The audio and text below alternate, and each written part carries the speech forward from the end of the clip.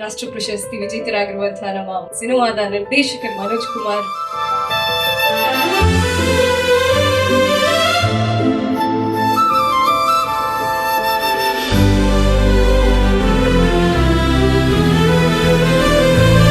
ಊರು ಅಂತಂತಂದ್ರೆ 1000 ಮನೆನೇ ಇರಬೇಕು, 100 ಮನೆನೇ ಇರಬೇಕು, ಅಥವಾ 10 ಮನೆನೇ ಇರಬೇಕು ಅಂತೇನಿಲ್ಲ.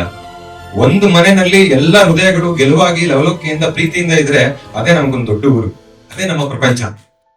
ನಾಗಣ್ಣ ಮತ್ತು ಸಂತುವಿನ ಪ್ರಪಂಚವೇ ಪ್ರೇಮದ ಊರು.